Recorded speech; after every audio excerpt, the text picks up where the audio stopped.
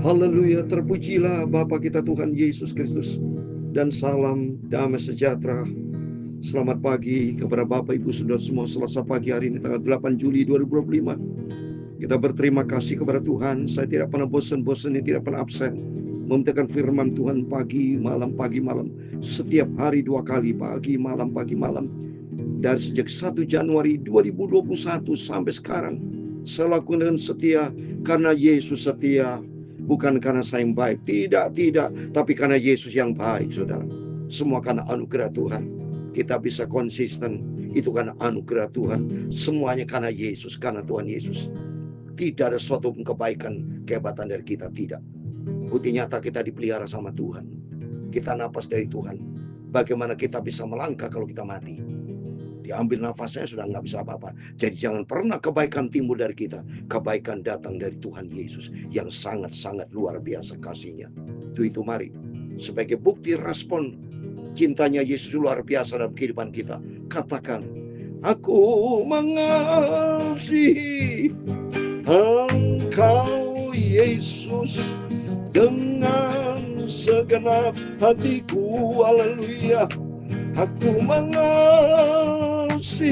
Engkau Yesus dengan segenap jiwaku. Amin, haleluya. Ku renungkan firman-Mu siang dan malam. Ku pegang perintah-Mu dan ku lakukan. Kau tahu ya Tuhan, tujuan hidupku hanyalah untuk menyenangkan hati Tuhan Yesus. Mari kita semua, kalau Tuhan pelihara kita sampai pagi hari ini 8 Juli 2025, katakan, aku cinta Engkau Tuhan, aku mengasihi Engkau Tuhan. Sampai kapanpun tetap kita mau setia cinta Tuhan Yesus. Aku mengasihi Engkau Yesus dengan segenap hatiku. Amin, haleluya. Aku mengasihi Engkau Yesus dengan segenap jiwaku. Amin, haleluya. Turunkan firman-Mu siang dan malam. Ku pegang firman-Mu dan ku lakukan. Engkau tahu ya Tuhan, tujuan hidupku hanyalah untuk menyenangkan hati Tuhan Yesus. Kalau menyenangkan itu Tuhan Yesus, kita mau baca firman Tuhan pada pagi hari ini 2 Tafsir pasal 24 dan 1 sampai 16.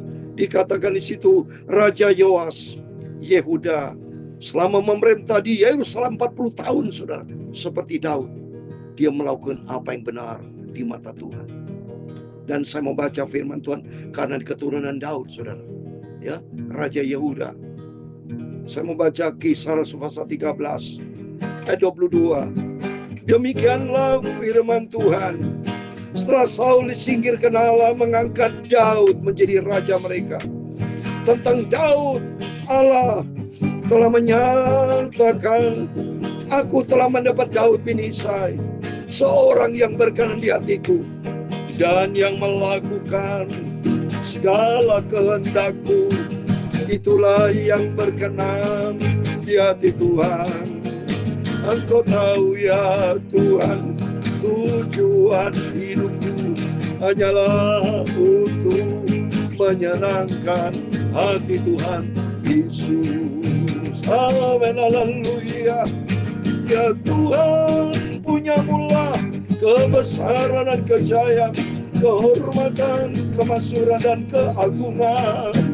Ya segala kalam yang ada di langit dan di bumi. Ya Tuhan, punya mula kerajaan, dan Kau yang tertinggi itu melebihi segala kalamnya. Sebagai kepala, sebab kekayaan dan kemuliaan berasal daripada-Mu, dan Engkau-lah yang berkuasa atas segala kalamnya. Dalam tangan-Mu lah kekuatan dan kejayaan, dalam tangan-Mu lah kuasa membesarkan dan mengukuhkan segala galanya. Sekarang ya Allah kami, dalam nama Tuhan Yesus Kristus, kami bersyukur kepadamu dan memuji namamu yang agung itu. Itulah Tuhan Yesus Kristus yang kucintai. Bapa, sucikanlah mulutku, pikiran, dan hatiku pagi ini untuk firman Tuhan. Ampunilah semua dosaku, segala salahku, segala kejahatanku. Ampun Bapa. Roh Kudus, tuntun kami Bapa, supaya kami hidup di dalam kebenaran firman-Mu, menyenangkan hati Tuhan Yesus. Dalam nama Tuhan Yesus, kami sudah berdoa mengucap syukur. Haleluya. Amin. Amin. Selamat pagi. Salam damai sejahtera buat Bapak Ibu pada pagi hari Selasa pagi 8 Juli 2025. Kita bangga punya Yesus, karena cintanya Yesus luar biasa. Yang penting mari Bapak Ibu, kita menjadi seorang yang berkenan di hati Tuhan. Seperti firman Tuhan katakan untuk Daud. Wah, kita berterima kasih, kita baca firman Tuhan ini, supaya memotivasi kita, mendorong kita untuk kita membenahi diri kita, supaya kita akan tampilkan kehidupan seorang yang berkenan di hati Tuhan. Ini firman Tuhan katakan, Kisah Rasul 13 ayat 22. Setelah Saul disingkirkan, Allah mengangkat Daud menjadi raja mereka. Karena Saul berdosa kepada Tuhan, tidak taat. Beda dengan Daud, hidupnya rendah hati. Kalau Saul sombong, ya, Tuhan tidak berkenan kepada orang sombong. Tuhan tidak berkenan kepada orang yang bandel, tidak mau taat. Maka dikatakan tentang Daud, Allah telah menyatakan, aku telah mendapat Daud bin Isai, seorang yang berkenan di hatiku dan yang melakukan segala kehendakku. Amin. Mari Bapak Ibu, melalui firman Tuhan, kita menjadikan diri kita berkenan sama Tuhan kalau kita melakukan kehendak Bapa di sorga. Amin. Terpujilah Tuhan. Mari kita kembali kepada firman Tuhan. 2 Tawari pasal 24 ayat 1 sampai 16. Demikian firman Tuhan. Yoas berumur 7 tahun pada waktu ia menjadi raja, dan 40 tahun lamanya ia memerintah di Yerusalem. Nama ibunya ialah Sibia dari Berseba. Wah, puji Tuhan saudara. Luar biasa Tuhan pakai anak-anak kecil umur 7 tahun. Ini masih kelas 1 SD saudara ya. Kalau kita lihat umur, tapi Tuhan tidak lihat umurnya. Tapi Tuhan lihat hatinya, karena Yoas, ya, hati yang benar, melakukan yang benar. Mari kita baca di ayat yang kedua. Yoas melakukan apa yang benar di mata Tuhan selama hidup Imam Yoyada. Jadi Tuhan mau pakai, ya, anak-anak muda dipakai Tuhan. Coba ini, ya. Kalau sudah umur lansia, saya lebih mengalah kepada anak muda. Ya, dulu masih muda, semangat melayani Tuhan. Tapi kalau sudah usia, sudah lansia, udah beda. Makanya persilakan anak muda. Persilakan Wakil Presiden Gibran, usia masih muda, dipakai Tuhan menjadi alat Tuhan. Setiap kita anak muda, mari, ya, semua anak muda melayani Tuhan, dipakai sama Tuhan. Mari kita doakan, berikan kesempatan anak muda, para hamba Tuhan yang senior, ya, berikan kesempatan anak muda. Saya senang sekali kalau mendengar anak muda yang khotbah, karena diurapi Tuhan. Karena ternyata Yoas dipakai Tuhan, dia melalui hidup benar. Melakukan apa yang benar 7 tahun. Diizinkan sama Tuhan memerintah Israel 40 tahun di Yerusalem. Tidak main-main. Tapi dia dibimbing, punya mentor namanya Imam Yoyada. Ayat yang ketiga. Yoyada mengambil 2 orang istri bagi dia.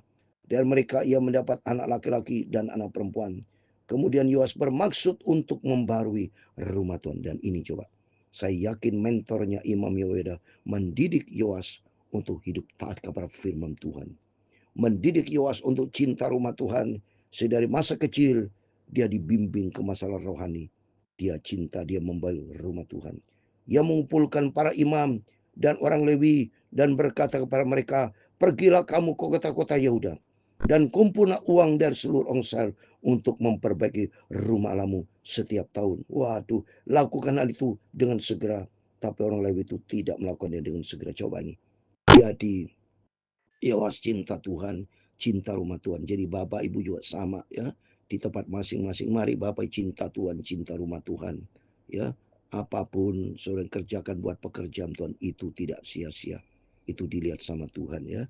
Lalu raja memanggil imam kepala Yehoyada dan bertanya kepadanya, Mengapa kau tidak menuntut kepada orang Lewi untuk membawa dari Yehuda dan dari Yerusalem pajak yang dikenakan Musa hamba Allah itu kepada jemaah Israel untuk kemah tempat hukum Allah, sebab anak Atalia perempuan fasik itu telah membongkar rumah Allah, bahkan memakai barang-barang kudus rumah Tuhan untuk para Baal. Coba nih, Atalia sudah mati tapi terbukti track recordnya jelek, so bad record, catatan dia jelek. Atalia itu perempuan fasik, dia banyak mengambil barang-barang kudus rumah Tuhan, dipakai itu Baal, pantasan dihukum Tuhan, mati dia.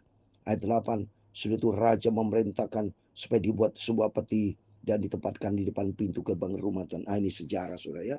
Di gereja awal kami pada waktu saya masih kecil, papi mami sebagai gembala sidang gereja Betetaban Kesujung, saya ingat betul di depan pintu ya, itu disediakan kotak. Jadi tidak ada kolektor zaman dulu. Jadi dipersembahkan kotak peti persembahan kasih kepada Tuhan. Jadi ini sejarah, ini tempatnya. Dibuat sebuah peti, ditempatkan di depan pintu gerbang rumah Tuhan. Itu saudara. Ya.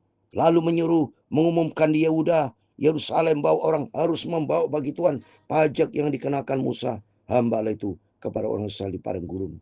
Maka bersukacitalah semua pemimpin dan seluruh rakyat. Mereka datang membawa pajaknya dan memasukkannya ke dalam peti itu sampai penuh. Coba, mereka cinta Tuhan.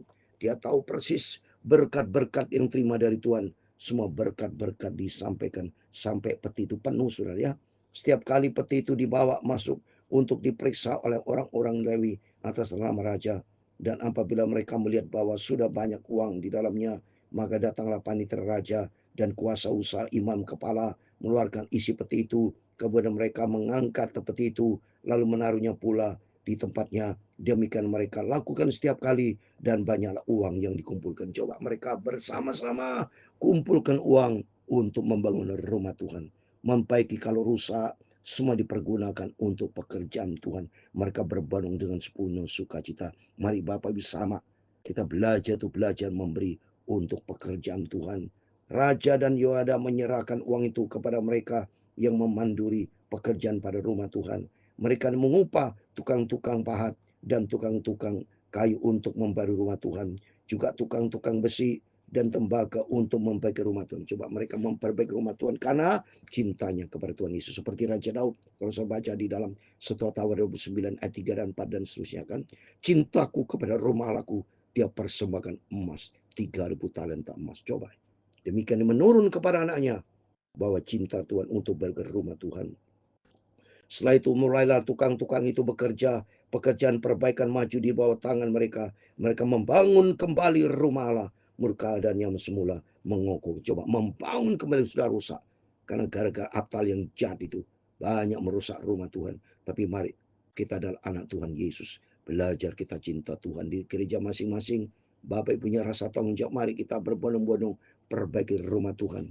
Berbondong-bondong untuk mempersembahkan berkat yang kita terima untuk pekerjaan Tuhan. Ayat 14, setelah mereka selesai, mereka membawa uang yang kelebihan kepada raja dan Yehoyada. Uang itu dipakai untuk membuat perkakas-perkakas rumah Tuhan. Yaitu perkakas-perkakas untuk penyelenggaraan kebaktian, perkakas-perkakas untuk korban bakaran, juga cawan-cawan, dan perkakas emas dan perak. Sepanjang umur Yehoyada, korban bakaran tetap dipersembahkan dalam rumah Tuhan. Coba, setia untuk Tuhan. Bapak Ibu bersama, mari kita mau setia untuk Tuhan. Karena apa yang kita kerjakan tidak sia-sia, dicatat sama Tuhan. Terus ayat 15-16 yang terakhir, Yehoyada menjadi tua, lanjut umur, lalu matilah ia 130 tahun umurnya ketika ia mati. Ia dikuburkan di kota Daud di samping raja-raja karena perbuatan-perbuatan yang baik di Israel terhadap Allah dan rumah. Amin. Perbuatan-perbuatan baik dicatat vertikal kepada Tuhan, horizontal di rumah Tuhan. Itu semua untuk Tuhan. Dan Imam Yehuda membanyak membimbing Yoas, membimbing umat Tuhan Israel untuk belajar berkorban. Akhirnya dipanggil sama Tuhan, dan saya yakin pasti mati masuk ke sorga. Karena hidupnya berkenan menyenangkan hati Tuhan, selalu menempatkan Tuhan Yesus di atas segala hal. Mari kita belajar, supaya kita belajar cinta Tuhan, belajar berkorban untuk Tuhan. Sebab apa yang kita kerjakan tidak sia-sia. Karena apa yang kita kerjakan, karena dasarnya kita mencintai Tuhan. Katakan, aku mengasihi Engkau Yesus, dengan segenap hatiku. Amin, haleluya. Aku mengasihi Engkau Yesus dengan segenap jiwaku. Amin, haleluya. Kurenungkan firman-Mu siang dan malam, ku pegang perintah-Mu dan ku lakukan. Engkau tahu ya Tuhan, tujuan hidupku hanyalah untuk menyenangkan hati Tuhan Yesus. Amin, haleluya. Tuhan memberkati Engkau dan melindungi Engkau. Tuhan menyinari Engkau dengan wajah-Nya dan memberi Engkau kasih karunia. Tuhan menghadapkan wajah-Nya kepadamu dan memberi Engkau damai sejahtera. Amin, haleluya. Bapa kami yang di surga, dikuduskanlah nama-Mu, datanglah kerajaan-Mu, jadilah kehendak-Mu di bumi seperti di surga.